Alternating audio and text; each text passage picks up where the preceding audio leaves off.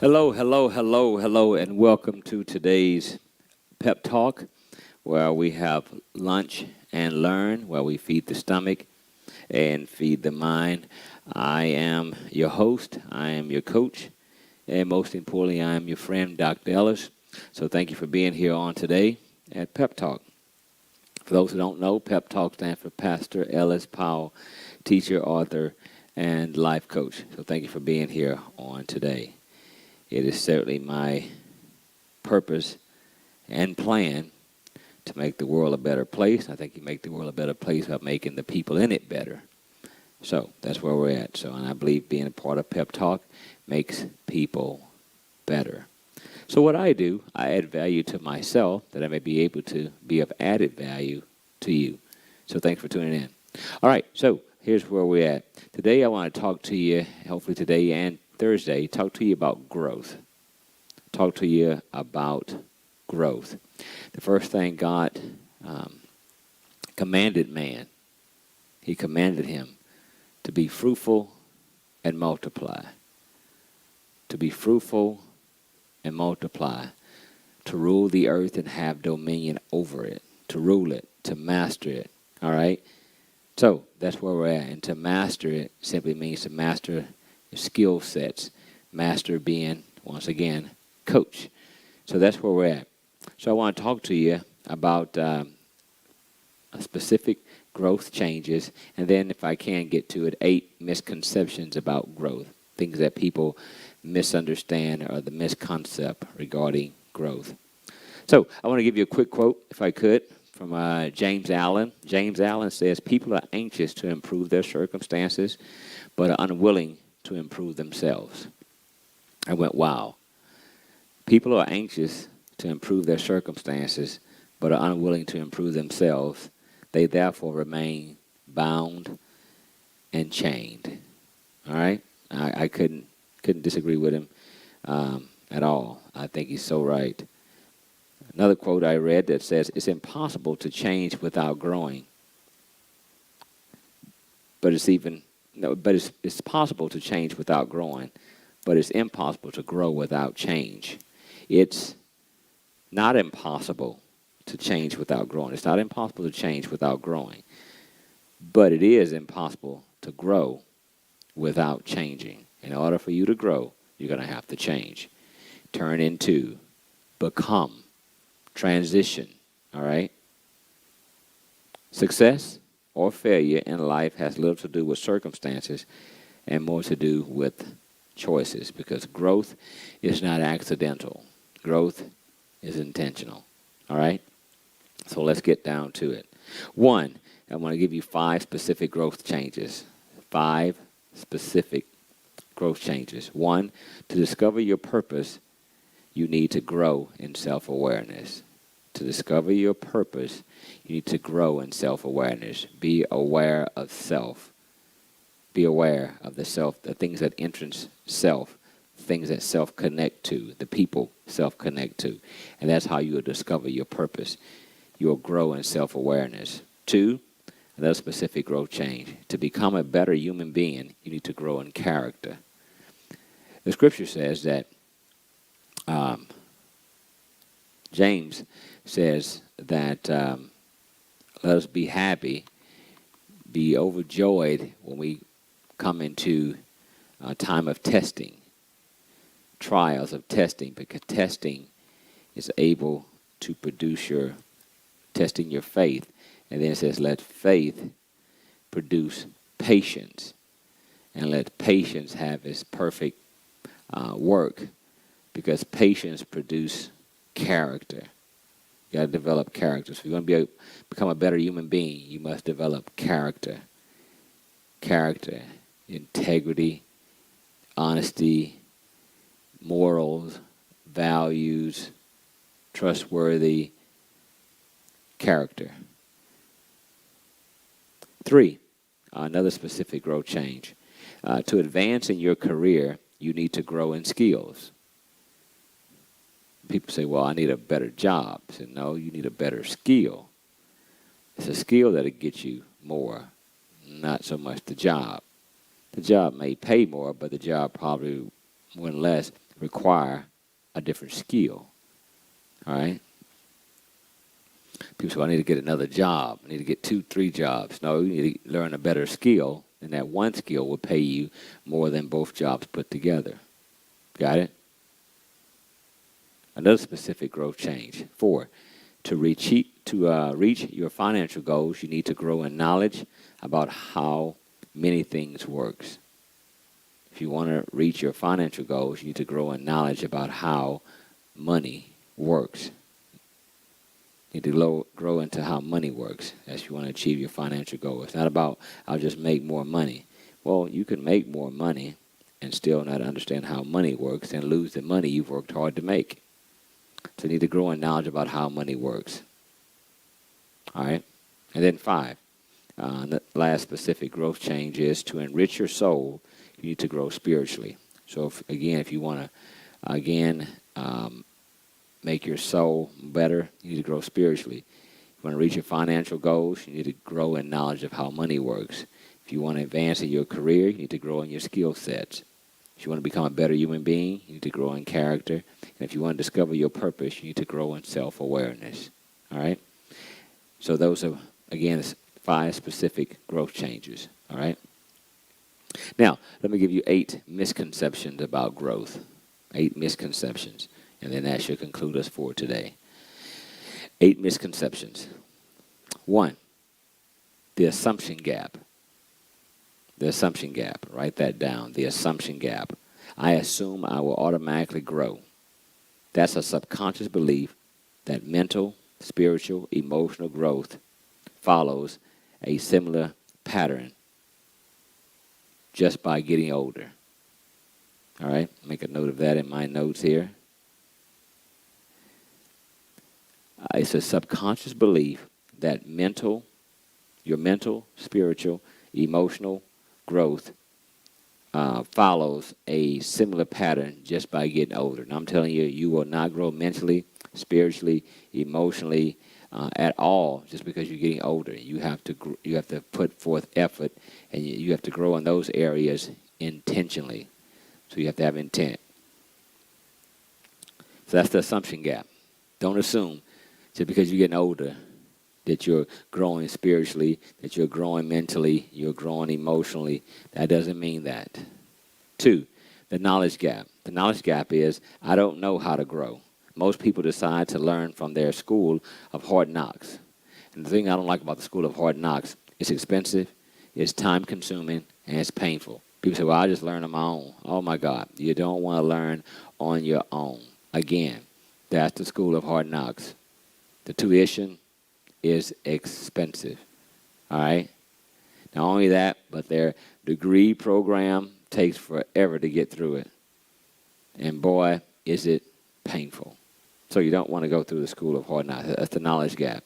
That's another misconception that I'll just learn on my own. You don't want to do that. 3, the timing gap. It's not the right time to begin. People say, well, it's just not the right time. Well, if not now, then when? It's only going to get harder as the days, the weeks, the months, and years go by. As you continue to get older, it gets even harder. So, the timing gap. You fall prey to the law of diminishing intent. Diminishing intent is that no matter what you intend to do, the longer you wait, the harder and harder it is. That's the law of diminishing intent. All right? Or the art of procrastination, either way you want to put it. But the longer you wait, the harder it is. The chance of you doing it is slim to none. When you think of doing it, do your research, then jump into it. Period. Don't wait. And don't spend all day researching either. Get enough of the facts to give you the comfort level you need, and then go ahead and do it. Because the main thing is that you're actually doing it. That's it. All right? So that's the knowledge gap. So you got the assumption gap. People automatically assume as they get older, they'll grow spiritually, mentally, emotionally, etc. And that's not true. The knowledge gap is that, again, most people want to learn through the school of hard knocks, and that's the worst school you ever want to go to. All right. Then you got the timing gap. That now is not the right time. Well, yesterday wasn't the right time. Now today is not the right time. Tomorrow is not the right time. And that's the law of diminishing intent, that the longer you wait, the chances are you just won't do it. 4, the mistake gap. The mistake gap is I'm afraid of making mistakes. And the mistake is really just another simple way of learning. That's all. Another simple way of doing things. It's part of the growing process. That's the mistake gap. People don't start anything, don't do anything because they don't want to make a mistake. But if they only knew that mistakes is part of the learning, growing process. You're going to make mistakes. Doesn't mean you won't get it done. You'll learn a few more things along the way from your mistakes. But that's about it. Okay? But you got to be okay with making mistakes. All successful people have made tons of mistakes. Period. That comes along with it. Don't be afraid to make mistakes. Be afraid of not taking the chances. Go out and take the chance. All right? The perfection gap. The perfection gap is I have to find the best way before I start. That's also a misconception. You don't have to be perfect before you start. You don't have to be perfect before you start. You don't have to find the best way to get started, but you do have to start to find the best way. You don't have to find the best way to start, but you do have to start to find the best way. Or, as I like to say, you don't have to be perfect to start, but you do have to start to be perfect. So your main thing is about getting started. So a misconception is, well, I'm not right yet. Well, you won't get right until you make the decision to get started, and then you'll get right along the way. But you got to get started. All right? So that was number 5 misconception with the perfection gap. People think I got to be perfect. Everything got to be just right before I start. No, it don't. But you have to get started. You have to get started. That's all of growth. All right? So you got the assumption gap. You got the knowledge gap. You got the timing gap. You have the mistake gap. You have the perfection gap. All right? The thing of it is, and I wrote an example down, you never see the whole thing from the beginning. You see it progressively. As you move forward, the more and more you move along the way, things will be revealed to you. So you're never going to see it from the beginning. Go, okay, yeah, I see exactly how this is going to go. No, you don't. That'll be revealed to you all along the way. But you got to get going. You got it? You got to get going. Some of you saying, well, I'll wait for this, I'll wait for this, I'll wait for that. And I'm telling you, if you continue to wait, then you'll continue to wait. All right? All right, let's move on. Number 6 misconception out of the 8 misconceptions about growth. Number 6 misconception about growth is the inspiration gap. The inspiration gap is I don't feel like doing it. I don't feel like doing it. I don't feel like doing it. And for some reason, at the end of the day, the whole idea of feelings is a trap. Get out your feelings. I can't tell you enough of so many people that I coach, so many people that I mentor at the end of the day that I tell them, stay out your feelings. You know, especially even my children. I have grown children. And I tell them all the time, stay out your feelings. It's going to blind you. And boy, it's like it's just a natural thing for them to go right back into their feelings. It's a natural thing to go right back. Well, this is how I feel. Well, I feel like, well, yeah, no one's interested in the feelings. The feelings idea is a trap. You are more likely to act yourself in a feeling than feel yourself into action. I'll read that again because I thought it was profound. You are more likely to act yourself in a feeling than feel yourself into action. We walk by faith and not by sight, being our feelings. We don't walk by our feelings, we walk by faith. So what that's saying is that you are more likely to act yourself in a feeling than feel yourself into action. In other words, if I'm waiting to feel better about doing something, the chances are I won't do it because the feeling's not there. But if I go ahead and do the thing, the chances are the feeling will come. Like, man, it was tough at the beginning, but I kind of like this now. This kind of, see what I'm saying? The feeling came versus, oh, I'm waiting till I feel good, then I'll go ahead and do it. Chances are it's not going to happen. So that's what I meant when I wrote simply here, you're more likely to act yourself into a feeling than feel yourself into action. You just won't do it. All right? So just go ahead and do it. It's part of growth. Go ahead and do it, and then you'll feel your feelings getting behind it and giving you the inspiration you need. You know, kind of like, you know, do I feel like I get up every morning and run about 4 miles a day? Do I feel like it? Absolutely not. But I go ahead and get it and hit it. And probably midway through, probably that second mile or whatever the case may be, a third mile, I feel pretty good about it. So, okay, let me go ahead and finish knocking this out. And I go ahead and put the old stride to it and knock it out. And then I feel good about knowing I knocked out 4 miles and it does good for my breathing, does good for my heart, does good for the rest of my body and so forth. I'm good with that. See what I'm saying? So that's just where we're at. Also, I want to talk to you, not just from the inspiration, but the 7th misconception about growth. And that's the comparison gap. The comparison gap. That is, others are better than I am. Others are better than I am. Why? You are comparing yourself to other people. I call it the competition, if you will, the competition. People out there thinking they're competing against somebody. You're not competing, you're completing. You understand what I'm saying? So that's just where we're at, that we are comparing ourselves. And let me tell you, no one is better than you because there's only one you. No one's better than you. So stop comparing yourself to somebody else. You're just you. You're an original. You're not a copy. They are who they are, and you are who you are. They have something to offer, but you also have something to offer. That's it. I was watching something the other day, and someone says, well, how do I make a better brand? How do I make myself a better brand? You know, of course, marketing and branding yourself. One guy said, don't worry about making yourself a better brand. Just make yourself better. And by you making yourself better, that alone will create a better brand. You're better. All right? So that's just where we're at when it says that no one is better than you. All right?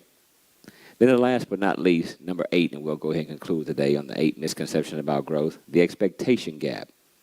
The expectation gap is, I thought it would be easier than this. There's no successful person who thinks growth comes easily or quickly. There's no successful person who thinks growth comes easily or quickly. It doesn't work like that. All right, so that's the expectation gap, that I thought it would be way more easier than this. By what standard? By what measure? You're doing something you hadn't done before. So make sure you get that understood, that it's going to require work, it's going to require patience, it's going to require diligence. But stay at it, and you'll get it done. Here's the formula for, again, growth.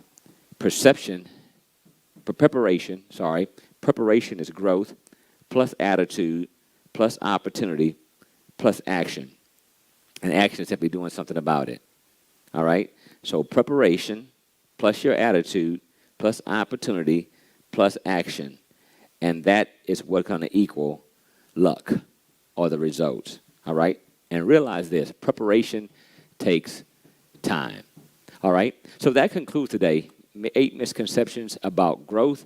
Again, I thank you for your time. I thank you for tuning in for Pep Talk. Make sure you tell someone, again, that Coach Ellis is, again, investing in you because he's invested in himself. So, again, God bless. Enjoy your Tuesday. I'll see you on Thursday. Bye now.